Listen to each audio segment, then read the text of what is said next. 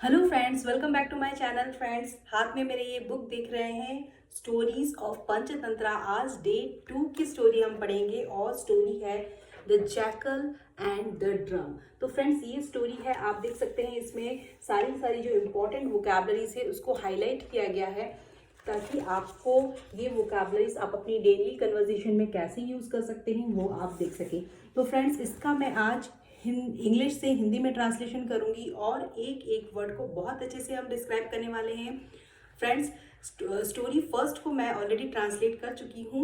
मेरी playlist improve your English through book reading, इस playlist में आप जाएं और वहाँ जाकर इसकी फर्स्ट स्टोरी से आप बहुत सारी इंग्लिश वोकैबलरी, कैसे सेंटेंस को फ्रेम करना है, ये सब आप सीख सकते हैं। तो फ्रेंड्स, चैनल पर यदि नए हैं so please do subscribe my channel and don't forget to hit the bell icon, जिससे कि मुझे आपका प्यार और मोटिवेशन मिलता रहे और मैं ये वाली स्टोरी बुक आपको पूरी कंप्लीट करके इससे आपको ढेर सारी वोकैबलरीज और इंग्लिश सेंटेंसेस सिखा सकूं, जिससे कि आप अपनी रियल लाइफ कन्वर्सेशन में इसे यूज़ कर सकें। तो फ्रेंड्स, जब स्टोरी ये बुक कंप्लीट हो जाएगी तो आप ये देख सकते हैं इसके लास्ट वाले पेज में आप इतने सारे वोकैबलरीज में मास्टर हो जाएंगे। तो फ्रेंड्स, इसे कैसे यूज़ करना है अपनी डे टू डे लाइफ में ये भी हम यहाँ सीखेंगे। तो friends, without any word further ado, let's dive into the session. है। स्टोरी का टाइटल है the jackal and the drum. Jackal का मतलब होता है सियार, ड्रम यानी कि बाजा। तो सियार और बाजे की स्टोरी है ये। देखते हैं। अ लोनली, लोनली मतलब होता है एक अकेला। जैकल सियार, एक अकेला सियार जो था। लिव्ड मतलब रहता था। अमिडिस्ट मतलब के बीच में। थिक यानी कि मोटे घने। बुशेस यानी कि झाड़ियाँ। इन अ डीप जंगल, डीप मतलब होता है घना जंगल। तो एक जो अकेला सियार था वो कहाँ रहता था? एक घनी झाड़ी के बीच में, एक घने जंगल में रहता था। As he had not found any food for many days he felt tired and hungry.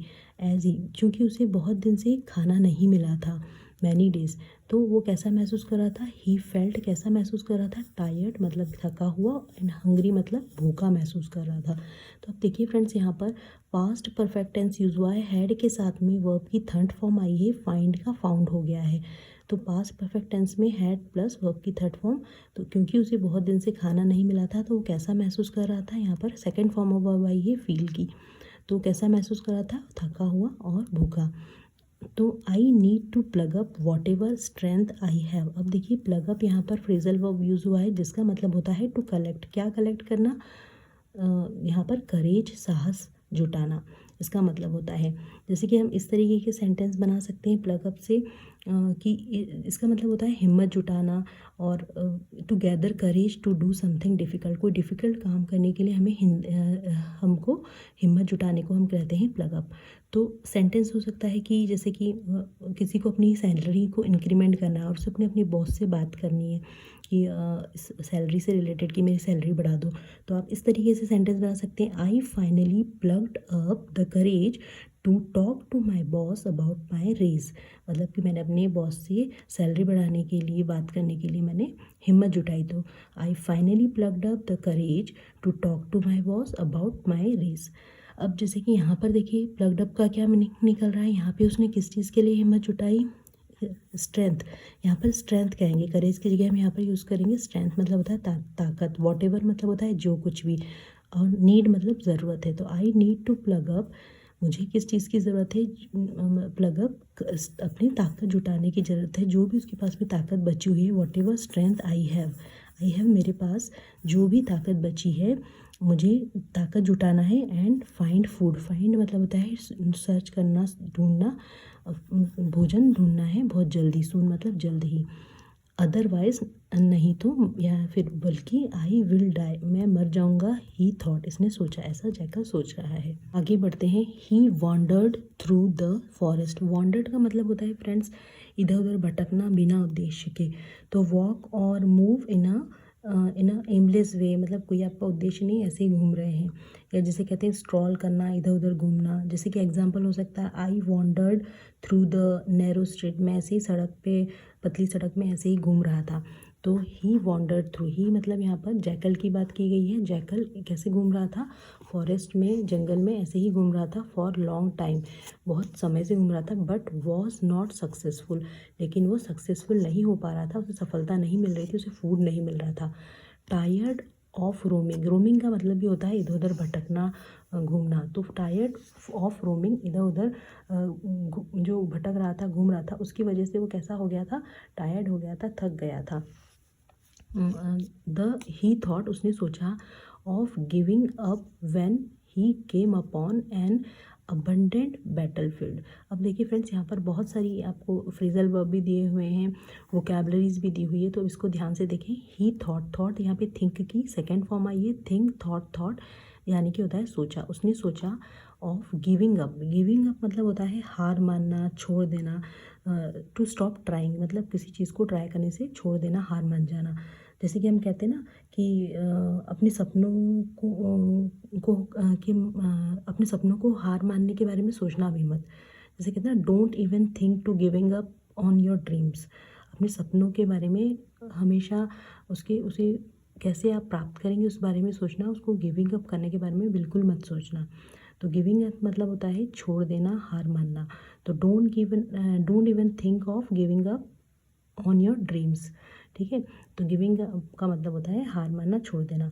तो ही thought of giving up when he came upon मतलब होता है फ्रेंड्स अचानक से मिल जाना, अचानक से कोई मिल जाना। जैसे कि हम अलमारी साफ़ कर रहे हैं और हमें एकदम कोई पुरानी फ़ोटो एल्बम मिल गई, तो हम कैसे ना, तो गिविंग अप केम अपॉन का मतलब होता है कि टू फाइंड और डिस्कवर समथिंग बाय चांस, मतलब बाय चांस कोई चीज़ आपको मिल जाए। तो सेंटेंस हो सकता है कि I came upon an old photo album while cleaning the cupboard. जब मैं अपना कबर्ड साफ़ कर रहा था तो मुझे अपनी अलमारी में अपनी पुरानी एक फ़ोटो मिल गई, फ़ोटो एल्बम मिल गई। तो इस केम अपन का मतलब होता है कि अचानक से कोई चांस, बाय चांस मिल जाना। एंड अबंडेंट मतलब होता है छोड़ देना, वेकेटेड मतलब खाली, या फिर कहते हैं टू लीव समवन और समथिंग बिहाइंड फॉरएवर, हमेशा के लिए किसी को छोड़ देना, त्याग देना, खाली। तो यहाँ पर इसका अबेंडेंट का मतलब रहता है बैटलफील्ड। यहाँ पे है बैटलफील्ड मतलब युद्ध का जो क्षेत्र होता है ना, खाली बड़ा सा फील्ड होता है, उसे कहते हैं बैटलफील्ड। और अबेंडेंट मतलब एक खाली युद्ध का क्षेत्र। जब वो घूमते घूमते जब वो फॉरेस्ट में ऐसे ही घूमते घूमते फूड की सर्च में वो आ गया कहाँ पर, एक अबेंडेड बैटलफील्ड में, एक खाली मैदान में आ गया जहाँ पे युद्ध क्षेत्र था। तो उसने सोचा अब यहाँ तो मुझे शायद कुछ मिलेगा ही नहीं, तो he giving up when he came upon, उसने ये छोड़ने की, ट्राई करने का, छोड़ने का सोचा कि अब मेरे को यहाँ कुछ नहीं मिलने वाला है, तो मुझे कुछ फूड नहीं मिलेगा। तो अब देखिए अबेंडेंट मतलब होता है छोड़ देना, त्याग देना। इससे क्या सेंटेंस बन सकता है, जैसे कि हम ऐसा बोल सकते हैं कि देखो ये घर है ना, बहुत कई सालों से ऐसे ही छुड़ा हुआ है, खाली पड़ा हुआ है। तो the house looked abandoned for years, the house looked abandoned for years. अब देखिए as the jackal approached the battlefield, जैसे ही अप्रोच्ड मतलब होता है रीच्ड करना, वहाँ पे पहुँचना। तो जैसे ही जैकल उस युद्ध क्षेत्र में पहुँचा, he heard some strange noise starting, उसने हर्ड मतलब होता है हियर का सेकेंड फॉर्म है। उसने क्या सुना, एक स्ट्रेंज मतलब अजीब, नॉइज़ मतलब साउंड सुना, आवाज़ सुनी, एक अजीब आवाज़ उसको आ रही थी starting. And stopping every now and then, मतलब आवाज़ स्टार्ट होती थी आना, फिर बंद हो जाती थी, फिर स्टार्ट होती थी, फिर आना बंद हो जाती थी। तो some strange noise starting and stopping, starting मतलब शुरू होती थी, स्टॉपिंग मतलब ख़त्म होती थी। एवरी नाउ एंड देन मतलब थोड़ी थोड़ी देर बाद स्टार्ट होती थी आवाज़, फिर बंद हो जाती थी, इसका मतलब हुआ। तो he heard some strange noise starting and stopping every now and then. And at first, सबसे पहले ही वॉज टेरिफाइड मतलब वो घबरा जाना। तो ही वॉज टेरिफाइड मतलब वो डर गया। He even thought of running away, उसने ये भी सोच लिया कि मैं यहाँ से भाग जाता हूँ। थिंक का सेकेंड फॉर्म है, उसने सोचा कि मैं ऐसे भाग जाता हूँ। बिफोर एनी डेंजर बिफेल, अब देखिए बिफेल मतलब होता है कि कोई चीज़ आप हैपन होना, घटित होना, कोई घटना घटित होना, जैसे कहते हैं कि हम कोई बैड चीज़ घटित होना किसी के साथ में, जैसे usually something bad happened to someone. तो जैसे कि हम कह सकते हैं तूफान के दौरान गांव में एक बहुत बड़ी त्रासदी घटी। तो एक great tragedy befell the village during the storm, मतलब तूफान आया और गांव में सब बहा के ले गया, उड़ा के ले गया। तो a great tragedy befell the village during the storm, तूफान के बाद गांव पर एक बड़ी त्रासदी घटी। तो बिफेल मतलब यहाँ पर वो सोच रहा है एनी डेंजर बिफेल हिम, उसने सोचा है कि मैं यहाँ से पहले ही भाग जाता हूँ कि मेरे ऊपर कोई आफत आ जाए। But then being a jackal he couldn't be a coward. देखिए अब देखिए बीइंग अ जैकल मतलब जैकल होने के नाते सियार जो होते हैं वो कभी भी कायर नहीं होते हैं फ्रेंड्स। तो कावर्ड मतलब होता है कायर होना। तो वो जैकल था तो वो कभी भी बीइंग अ जैकल सियार होने के नाते वो कभी भी क्या नहीं हो सकता था, कायर नहीं हो सकता था। तो अब देखिए यहाँ पे फिर से एक और बहुत ही प्यारी वोकैबलरी है जो है यहाँ पर मस्टरिंग। मस्टरिंग का मतलब होता है हिम्मत या ताकत जुटाना। तो टुगेदर स्ट्रेंथ करेज और पीपल, तो या तो आप कुछ लोगों को जुटा सकते हो, ताकत जुटा सकते हो। तो यहाँ पे लिखा है मस्टरिंग करेज। मस्टरिंग का मतलब भी होता है जुटाना, टू कलेक्ट। क्या जुटाया इसने, हिम्मत जुटाई। ही डिसाइडेड, अब मस्टरिंग को आप कैसे यूज़ करेंगे, उसने अपनी जो उसने कुछ मिस्टेक की थी तो उसने वो मिस्टेक को एक्सेप्ट करने के लिए हिम्मत जुटाई। तो she was mustering up the courage to confess her mistake, उसने अपने मिस्टेक को कन्फेस करने के लिए हिम्मत जुटाई। तो she was mustering up the courage to confess her mistake. तो मस्टरिंग का मतलब होता है कलेक्ट। कलेक्ट यहाँ क्या चीज़ से मीनिंग निकल रहा है, कलेक्ट क्या किया उसने, करेज, साहस जुटाया। तो अब यहाँ देखिए ही कुडंट बी कावर्ड, वो कायर नहीं था जैकल। तो मस्टरिंग करेज, उसने हिम्मत जुटाई। He decided to check what the noise were, उसने ये सोचा कि मैं चेक करता हूँ कहाँ से ये आवाज़ आ रही है। तो the jackal went closer and closer with cautious, देखिए वेंट मतलब गया, क्लोज़र एंड क्लोज़र नज़दीक ही नज़दीक गया, विथ कॉशियस, कॉशियस मतलब सावधानी पूर्वक, कॉशियस स्टेप्स, उसने सावधानी पर एक एक कदम रखा और उसके पास गया साउंड जहाँ से आ रहा था। His frightened eyes fell on an old drum lying close to some thick creepers. अब हीज फ्राइटेंड, फ्राइटेंड मतलब डरी हुई आंखें, आइज, फेल ऑन मतलब गिरी, किसके ऊपर गिरी, फॉल का सेकेंड फॉर्म हो गया है फेल, फॉल, फेल, फॉलन। तो यहाँ पर सेकेंड फॉर्म आया, उसकी जो डरी हुई आंखें थी, फ्राइटेंड आइज थी, वो कहाँ पर गिरी, एन ओल्ड ड्रम, एक जो ये ड्रम देखिए आप दिख रहा है ना, ड्रम बाजा, उसके ऊपर गिरी। लाइंग, लाइंग मतलब बिछा हुआ था कहाँ पर, धरती पर। Close to some thick creepers, thick creepers मतलब मोटी मोटी जो कोई जो घास की टहनियाँ होती है ना, उस क्रीपर के पास में जो लताएं होती उसके पास में पड़ा हुआ था वो। थिक क्रीपर, क्रीपर मतलब होता है लताएं या मोटी टहनियाँ, थिक मतलब मोटा। एंड देन ही नोटिस्ड, तब उसने ये चीज़ नोटिस किया, वहाँ पर देखा, दैट एवरी टाइम, हर समय, द विंड ब्लू, और हवा बहुत ज़ोर से ब्लू हो रही है, चल रही है। तो blow, blue, blown, second form of verb I है, विंड ब्लू, हवा चल रही थी। The creepers rubbed against the drum, और जो क्रीपर था, जो टहनी थी, जो लता थी, वो रब्ड मतलब घस रही थी, उस पर घिस रही थी, अगेंस्ट द ड्रम, ड्रम पे ऊपर घिस रही थी, कॉजिंग, जिसके कारण की वो आवाज़ आ रही थी, causing the rattling, rattling noise, rattling मतलब होता है खड़खड़ाने की आवाज़ होना, हिलना डुलना, उसको बोलते हैं रैटलिंग नॉइस। तो ये इंपॉर्टेंट वोकैबलरी है, इससे हम ऐसे सेंटेंस बना सकते हैं कि तेज हवा के कारण खिड़कियाँ खड़खड़ा रही थी।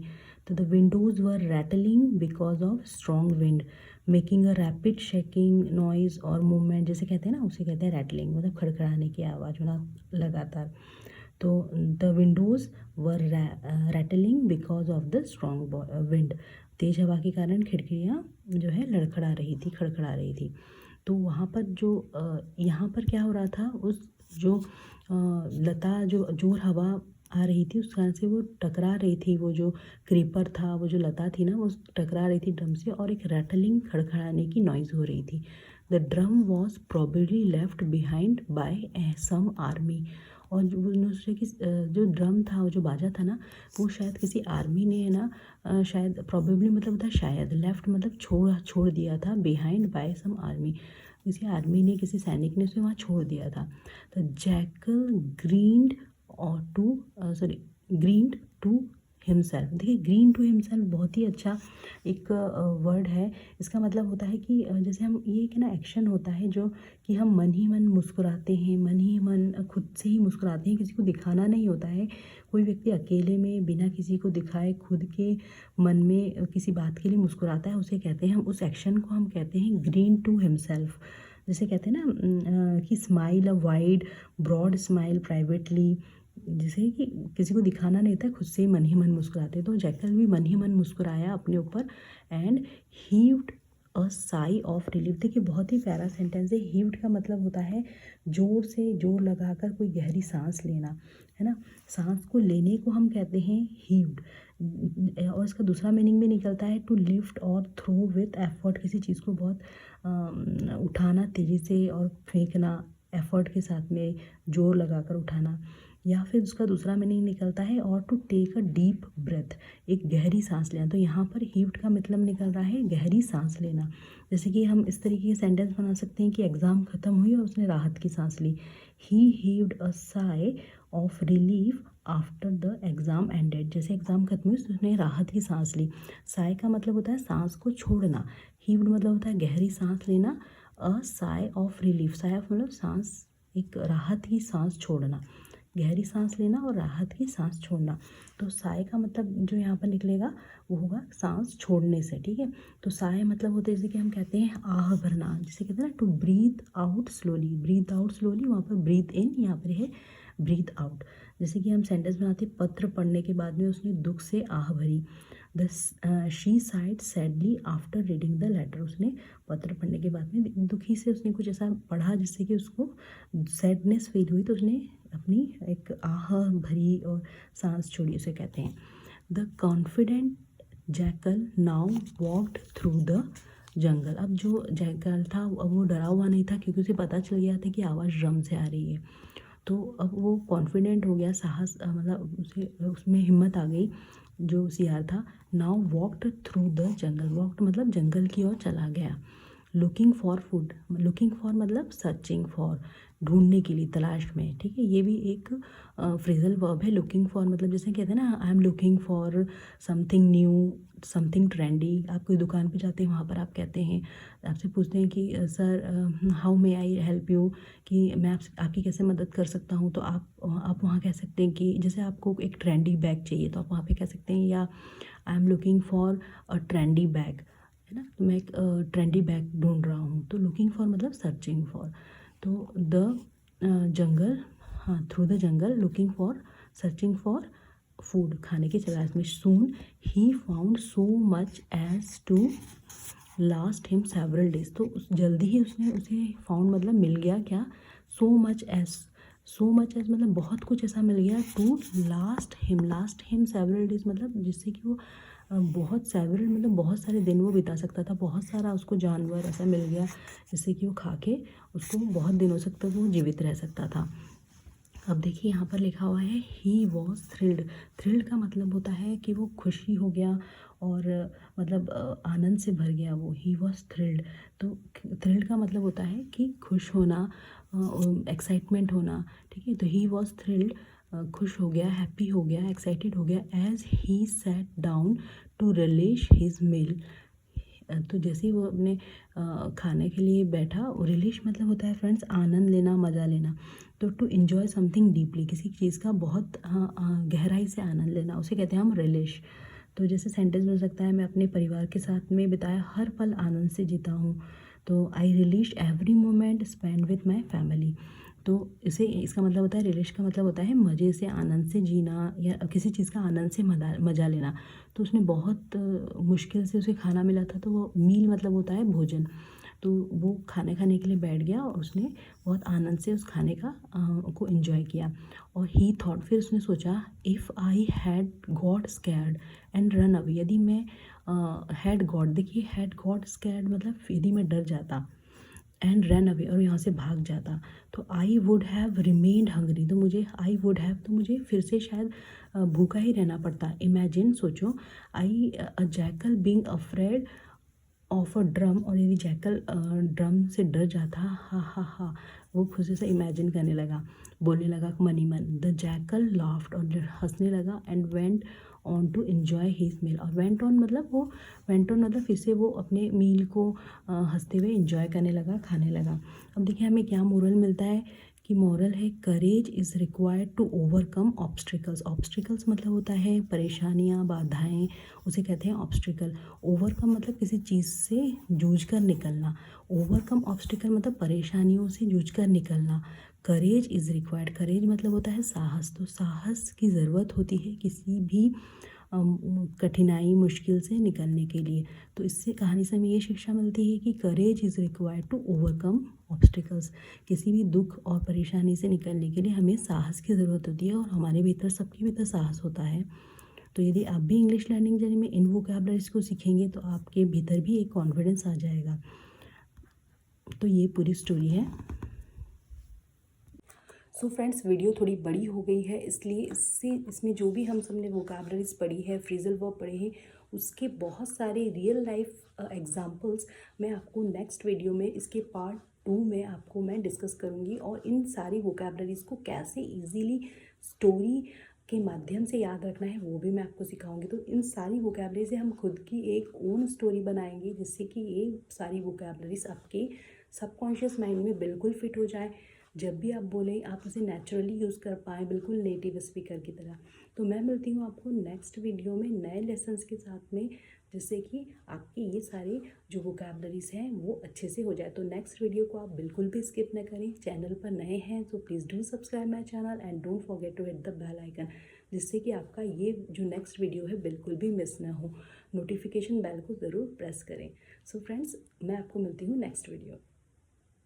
So friends, if this video had any value in your English learning journey, please do subscribe my channel and don't forget to hit the bell icon, जिससे कि मुझे आपका प्यार और मोटिवेशन मिलता रहे इस तरह की और वीडियोस लाने के लिए। मैं मिलती हूँ आपको नेक्स्ट वीडियो में नए इंग्लिश लर्निंग लेसन्स के साथ में। Till then take care, keep learning, keep watching, keep growing. Thanks for watching my videos.